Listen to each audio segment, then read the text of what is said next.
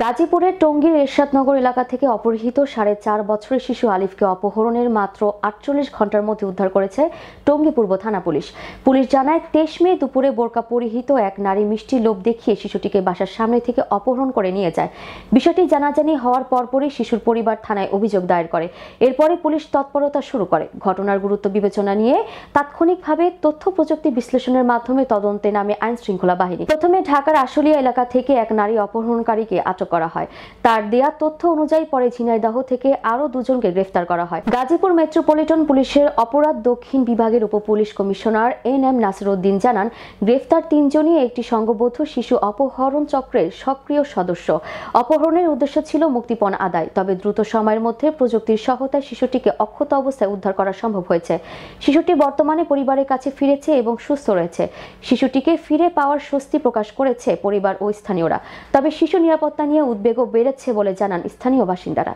এরশাদনগর থেকে গত শুক্রবারে নামাজের আগে, জুম্মার নামাজের বেশ কিছুক্ষণ আগে সে মিসিং হওয়ার পরে আমাদের কাছে সংবাদটা আসার পরে প্রথমত আসে যে সে হারিয়ে গিয়েছে আর কি।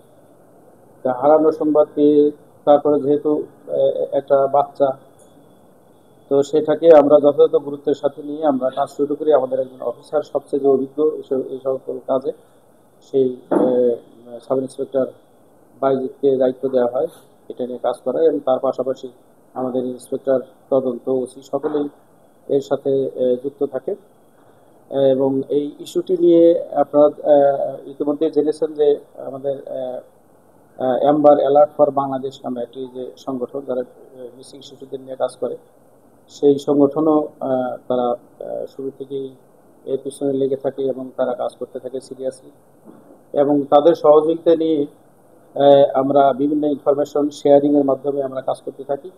আমরা এক পর্যায়ে জানতে পারি যে একজন বোরকা পরা একজন মহিলা এই বাচ্চাটিকে ফুলকলি স্কুলের, এরশাদনগর ফুলকলি স্কুলের সামনে থেকে তাকে তুলে নিয়ে গেছে, তাকে এবং আরেকটি বাচ্চা, এই বাচ্চা আলিফের যে মামাতো ভাই, ওর নাম হলো হুসাইনকে সহ একটা অটোতে করে তুলে নিয়ে গেছে।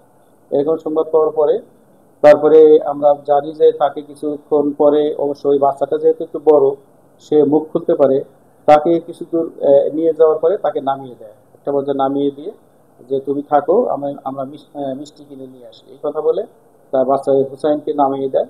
এবং এই ছোট যে বাচ্চাটা আলিফ, তাকে নিয়ে মহিলা চলে যায়। তারপরে এখান থেকে আমরা আরো কিছু তথ্য প্রযুক্তির মাধ্যমে আমরা জানতে তথ্য দিতে চেষ্টা করি। এর মধ্যে অ্যাম্বার অ্যালার্ট ফর বাংলাদেশ, যার প্রতিনিধি এখানে আপনাদের পরিচিত মুখ, আমাদের এখানে উপস্থিত আছে দীপ্তি চৌধুরী। পর্যায়ে তথ্য আসে যে আশুলিয়াতে একটা এরকম ছবির সাথে মিলে এরকম একটি বাচ্চা সেখানে আছে।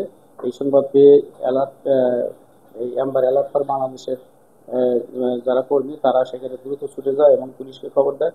আমাদের পুলিশও সেখানে গিয়ে পৌঁছে, কিন্তু এই পুলিশ সেখানে পৌঁছার আগেই সেই মহিলা, সে যেখানে গতকাল পর্যন্ত সকাল পর্যন্ত ছিল, সেই বাচ্চাটিকে নিয়ে আবার সেখান থেকে সে সটকে পড়ে গেছে। তো আরো কিছু তথ্য আমরা ইনফরমেশন যোগ করে আমাদের পুলিশ টিম, যে আভিযানিক টিমের যে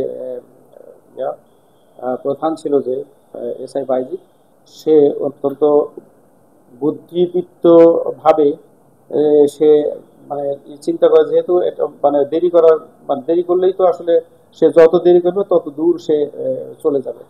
তো সে বিচক্ষণতার সাথে সে সিদ্ধান্ত নেয় যে সে ঝিনেদা যশোরের দিকে রওনা করবে। তারপরে সে ঝিনেদা যশোরের দিকে গিয়ে তারপরে তার যে স্বামীর বাড়ি, তার স্বামী সহ বাচ্চাটিকে নিয়ে পালিয়ে